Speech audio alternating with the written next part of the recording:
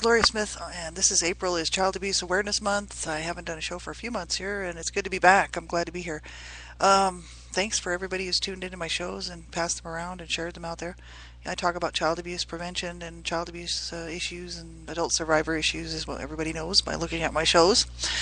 And April is Child Abuse Awareness Month, and every year in the States, the different groups out there that try to work to stop and prevent child abuse are working, nonstop steady for the month of April, to get the word out, to promote, this issue that just never goes away.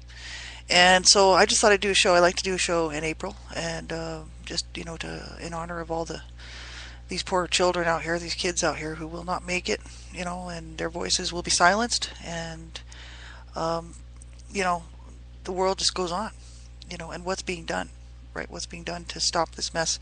What can be done? And it's a huge, huge issue. It's a huge ball of wax, and there's more to it than you know. There's been some programs that I found when I did my studies and looking into it that seem to work. I'm a survivor myself of all the different types of child abuse, most of them anyway, sadly enough. And there's been work done out there, and just in my research, looking around, there's been some programs that were helpful, and they found did decrease more abuse, and the actual family was kept intact, believe it or not, and it worked. And but it costs money, and then there's certain test centers that they actually did these tests in certain counties and certain cities in the States. There's only so much money to go around for that sort of thing. So that one county and that one, I think it was just a small city somewhere in the States there, somewhere in the northeast section of the United States, that program worked, and they proved it worked, and that's great for those kids, that made it, that will not be abused any further, right? But, what about the rest of the country? It's just a matter of money a lot of times, and this is sad that we put, children's lives just don't mean more than money. And there isn't enough money. You can't put enough money on this thing. Like, this is unreal, unbelievable, and it's just, I lived to survive this mess and didn't, end up killing myself in the process. And so I figure I'll speak out. I'll be one who, I don't mind using my voice because I've only got so much time left here on the planet. And I figure with the time that I have left and the energy that I have left, I may as well, get my say out there as a survivor, who's somebody who knows what it's like to be abused psychologically, physically, emotionally, sexually abused, and who knows what it's like to just be unwanted, to be unloved, to be, in scary situations, to be, feeling that my life could be taken. And, these kids out here that are going to die tonight and tomorrow and the next day, their voices are going to be silenced. So it is important that everybody speak out against this. Everybody stand up and make as much noise as possible. A lot of the work that's being done to stop and prevent child abuse all starts with legislature, and who in the government is going to make enough noise on behalf of abused children to stop this mess, to get programs going, to make sure that the money does go to programs that have proven to work, and that are proven, sustainable, and that there's been positive results that actually prove, that it's proven that it works. That money should be thrown into that, and it should be explored and and sort of put out there for everybody for all the different areas of I'm not talking just the United States. I live in Canada, but I was born in the States, and everywhere, this is a worldwide issue. I mean, I'm just mainly speaking about North America here, but this just is a worldwide issue. And people say, oh, it's just never going to change. And, wow, thank my lucky stars, I wasn't one of them kids that was killed and, murdered by someone who was supposed to take care of me and love me. Or, I wasn't abused, and my whole life changed forever because of the abuse, shaken baby syndrome, SBS, and just horrific abuse, the life-altering, mind-altering abuse, right? it's a major issue, and so many people just think, well, it'll never change, so I'm just not going to worry about it. The thing is it's all of our responsibility. People say no, it's just the parents' responsibility, but actually we're all in this together.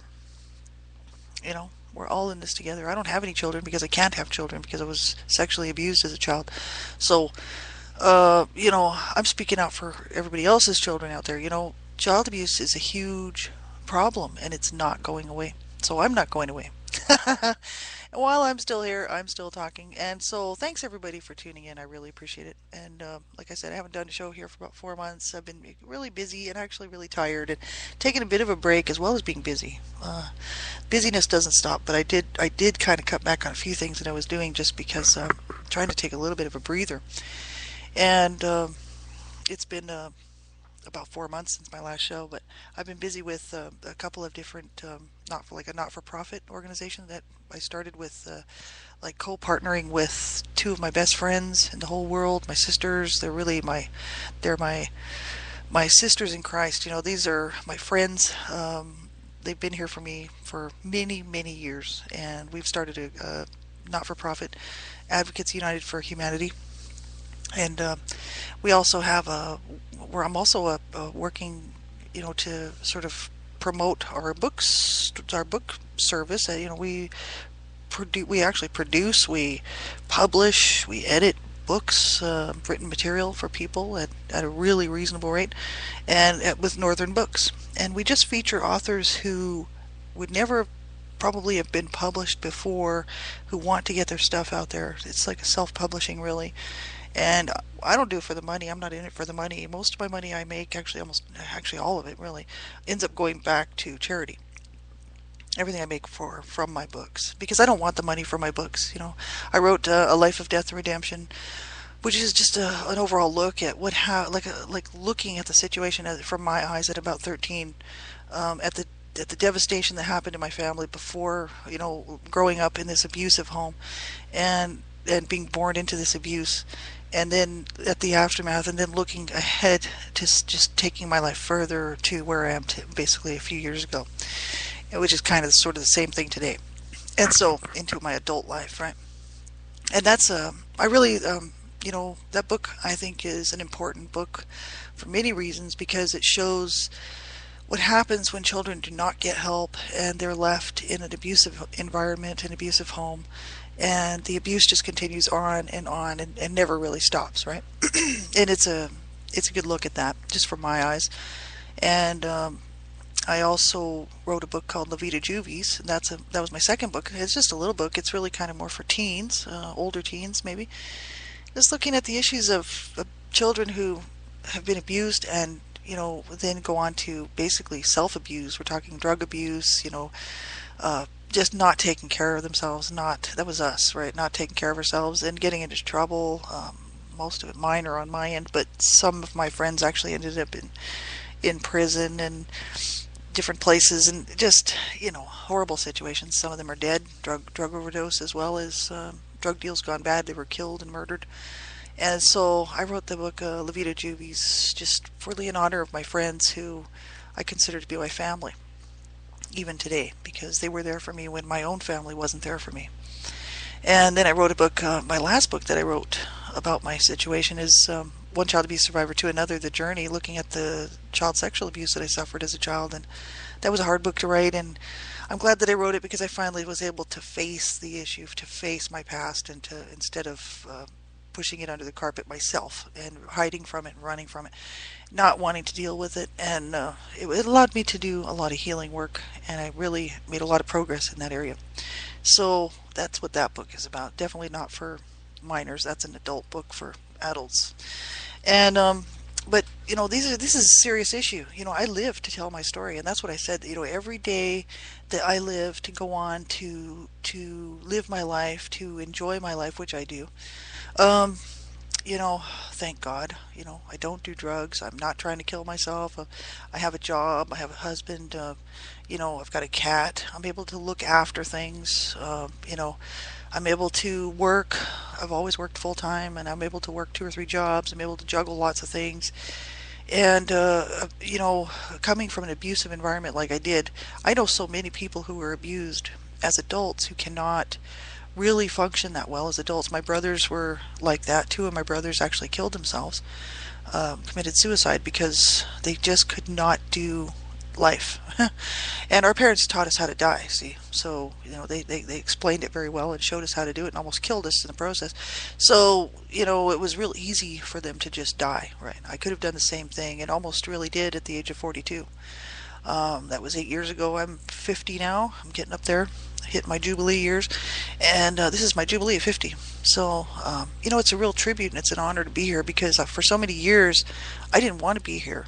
I wanted to die. And I wanted really somebody to take me out. I was kind of hoping that a car accident would take me out, which I had several car accidents that could have taken me out, but I survived those. And so, I kind of thought, well, the drugs will take me out when I was younger, much younger, before I hit the age of 20, let's say, or 21.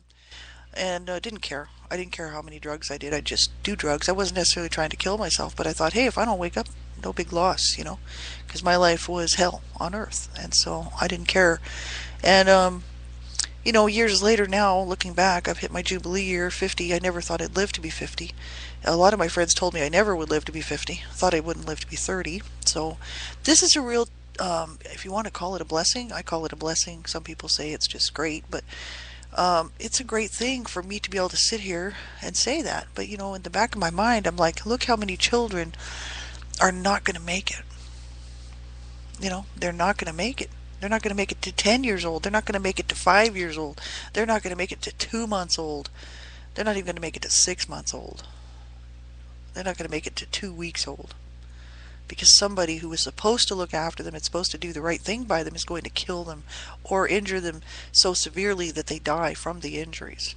Right? And this is really, I think about this because I was abused as a child. So of course I'm going to think about this, right? And, some people would say, well, why would you think about that? Why don't you just move on with your life and be happy that you lived and survived and that, you're not being abused now and you can go and be free? I can never be free from any of that. I can never be free from that. Not 100% free. Because I have to look at myself in the mirror. I know who I am. I also know where I grew up. I'd have to recreate a whole new life for myself. A pretend one that didn't exist in order to be able to just move past it like that. A world where, my parents loved me so much and took great care of me, and my siblings loved me, and we all just loved each other, and we were so good to each other, and everything was great. That's a lie, and it's like I can't live in that false sort of reality, right? It's false. It's not real, and I'm stuck with reality. I choose to live in reality, and I know where it came from. On one hand, it's kind of a blessing because I look around and I'm not easily impressed with things that don't matter. So in other words, I don't care if I have a big house or if I have a lot of stuff or a lot of money or a fancy car or any of that. I don't want any of that. I'm happy. I got a roof over my head. I got a warm bed, which I didn't have for many, many years. I've got, a husband who loves me, who treats me very decently, like a partner. We're like a team. We're like buddies. We're like totally have each other's back on everything. And, what more could you ask for? And it's like, yeah, I'm totally blessed. I'm not looking for wealth and for fame and for whatever people are looking for to make them happy, I'm happy that I have a roof over my head and I've got food in the cupboard and I've had something to eat, because these little kids out here are going to die tonight. And there's going to be nobody to step in. There's going to be nobody that could step in, because sometimes there are people that can step in. Whether it's a neighbor who knows what's going on, a family member who knows what's going on, a teacher, a grandparent many times, an aunt or an uncle or somebody, even the mother or the father. Somebody's going to know what's going on, but they're not going to say anything. And that child is just going to, at some point, be killed. And if they're not killed outright murder, they're going to die from the abuse that they suffer. And then if they don't die from the abuse that they suffer at the hands of the abuser, they're going to go on to be like me and my siblings and my family, my brothers especially, and basically kill themselves or want to die because of the abuse. So many times it's like that. And this is, it's just horrific. It's just not right, and what do we do? We just keep saying, "Oh, the problem's too big. We can never do anything about it." It's like, no, we can. And there's like I said when I first was just opening this show here, there are programs out there that do work. They've proven that they work. Why let children be abused and then try to pick up the pieces later with the psychologists and psychiatrists and the therapy and all that crap? You know, why not prevent child abuse? And so we don't have to go back and try to pick up a bunch of shards of glass and put them all together to put them back into this little mirror, compact mirror frame where the shards are never going to fit back properly ever. The glass is never going to be able to be repaired, right? It's shattered. And it's like, sure, with a little bit of help, people can go on. Lots of survivors do. Thank God for that. And it's just that why allow this to happen when you can fix it and solve it and help prevent child abuse? I don't think it's 100% ever doable, but I think that there's a lot more children's lives that could be saved. There's so many calls that go through to the different, the different child protection services agencies, and I'm not going to start naming names. I'm not insulting anybody or putting anybody down, but there's so many calls that they don't flag because they don't feel that it's an issue. They've only called 7 times and said that their parents were abusing them, or some neighbor will call and say, I know that kid's being abused. They don't consider it to be a red flag, so they just let it go, and that kid ends up dead, or that baby does. And I'm not calling people names. I'm not putting anybody down. People are doing the best they can with what they have. But the issue is children are dying, right? And nobody really cares because it's not their kids, right? Well, they're not my kids either. I don't have kids, like I said. But I care about these kids because somebody's got to care, Like at the end of the road here, like what are we just all interested in what we can get out of life? Oh, well, I wanted to go and I got to take that trip over to, I'm taking that trip to Mazatlan next month and I've got to go get my hair done. And then, it's all about me, me, me. It's me, me, me. And who cares if the kids are dying? I do. And this is unacceptable, man. It's unacceptable. And it's like, well, what do we do? Well, we need to vote for programs, vote the representatives in that are gonna do good on their promises to get those programs up and running. Instead of pumping millions and trillions and trillions and trillions of dollars into survivor type therapy systems, let's prevent child abuse, and so we can not have this stuff going on. Why should we just say, oh, well, no, we'll just let the kids be abused and get their heads bashed in, and shaken baby syndrome and child sexual abuse, let them be abused, and then we'll just go and pick up the pieces. Have them draw some pictures and tell us what happened. That's crap. And yeah, it is crap. Because somebody could do something. Somebody can do something. And somebody can do something to save a child's life. If a child's being abused, you have to do the right thing and make a phone call. You can even call and be anonymous. You don't even have to give your name, but call the police. It's a crime. Child abuse is a crime. Do not call CPS first or whatever. Don't call the Child Protective Services first. Call the cops. It's a crime, and children's lives are at risk, and call the police first. And, and then call everybody else. And stand up for that child or those children, right? This is absolutely pathetic that this stuff is going on. And you just check some of those newspaper articles. Well, I call them newspaper because I'm from old school, right? I'm actually online. I'm hooked up. But the thing is check out some of those news articles out there online. And don't turn your eyes when they pop up here and there. And you see some of the really sick situations that these children, their lives could have been saved. But no, they just slip through the cracks, and society says, oh well, no big deal. Turns the page so they can see what kind of salad they're going to have for lunch next week that looks really good on the internet. Oh, what am I going to have for lunch next week? Oh, this one looks great. Pomegranate seeds. Who the hell cares about your pomegranate seeds? Kids are dying, man. It's like, pay attention. If you hear a child screaming and a child's being abused, you see signs of abuse and you think, I think that kid's being abused. Many times children will not tell you they're being abused, and many times they're too young to tell you, and also many times they won't tell you. They've been threatened or out of fear that they don't want to be removed from their home, They don't want to be removed from one, maybe one parent who they love, or they're out of fear of change. Many times it's a fear of change. They don't know what. See, that was my issue. I could have been removed from my home, but I was afraid of a different scenario. I knew what I was going to get at home. See, I knew what type of abuse and stuff that was going on in my home, so I could deal with that. I couldn't deal with the unknown. And my friend was like, I told my friend that year, just a few years back, a friend of mine who was working with me on some major therapy stuff. And she was like, you know, you could have maybe found yourself a really loving family that loved you and treated you really well and taught you how to care about yourself and taught you how to live life and how to do it. Because I'm still trying to figure it out. And it's like, that wasn't in my mind, you know. And so a lot of times, kids just don't want change. And so they're afraid of what's out of maybe getting into. Had more of a fear of having to, because I had major, what do you want to call that? Um, Really, I was kind of like a problem child because I wasn't shown how to behave properly. So I had behavioral problems, right? And I thought, man, if I get into some other home, and then I'm just abused even more again because of my behavioral problems. I wasn't thinking that there'd be somebody out there who could handle me with my behavioral problems, and it could have got me straightened out and got me on the right track. And that wasn't in my mind because adults are abusers to me, all of them, right? And that was my mind when I was growing up, is that all adults are abusive except for a few that I had met, that my friends' parents that seemed very, very cool and were very, very cool. So, this is really pathetic. And, you see, I mean, how many children are being abused? Look at the statistics. It's a crazy, crazy number. And it's true.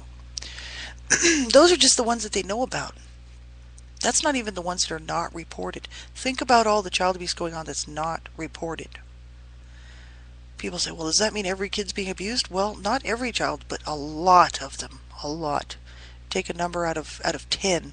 You're looking at possibly six girls and probably about the same in boys as well. So out of 10, so let's say out of 20 children, 6 girls and 6 boys will be abused. I mean, it's just probably even more than that. Like, it's absolutely ridiculous. It's horrific. So I don't know. We just need to keep on making noise. Do not let this stuff get slipped under the carpet again. That's what my whole big thing is. Is let's not let this all get shoved under the carpet, right? Like that's what the world would love to do, because nobody wants to hear about this. I don't want to hear about it either. I'm tired of looking at myself in the mirror, and dealing with the abuse that I had to deal with. And most days I get by quite well, and other days I don't. But it's just like it's still there. It'll never go away. And I didn't want to be abused. I was tired of it. Let me tell you. So tired that I couldn't even live. I couldn't figure out how to go on another day at the age of 42 and was going to take my own life. I was seriously contemplating suicide, and I had done it for years, and I finally got to the point where I couldn't even breathe. I was like, I'm done. I can't even figure out how I'm going to take another breath here. And thank God, you know, I just had the strength to keep on going, and to reach out. So that's what I say to all my friends out here, and people out here who are survivors, who have been abused in any way, and even domestic violence situations, we're talking anyway, do not give up. That's my main message. I say it on all my shows. Even when you think you can't go anymore and you think I'm done, I'm at the end, I can't go anymore, there's no more for me. I'm telling you, I've been there. There's so many of us that have been there. I'm not the only one that's been there. Let me tell you, you just say, okay, I don't care if I can't go anymore. I am not giving up. I'm going to get up tomorrow and I'm going to do this whole thing over again. And I'm going to get up the next day and I'm going to do this whole thing over again. And you keep doing that, and you keep doing that, and you keep doing that. Because, you got to reach out and get some help. Do not let your abusers win. That's what I figured. It was my victory. When I finally decided to stop suicide ideation and just start to live at the age of 42, I thought, man, this is my victory.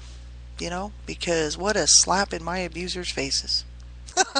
Because I'm still here and they could not kill me. And so, that's my big message for you. Do not ever give up. Not ever. Get the help you need. Find out what you need: therapy, psychotherapy, counseling, friends, online anonymous counseling, which I found was very helpful. Whatever it is, reach out to survivors, especially reach out to survivor groups. Be careful who you tell your information to so that you're not re-victimized, and get some help. And everybody, have a great night. Remember, April is Child Abuse Awareness Month. Do something this month. Spread the word. Spread stuff on Facebook, Twitter, everywhere to prevent child abuse. And God bless you all. We'll talk to you soon. Bye-bye.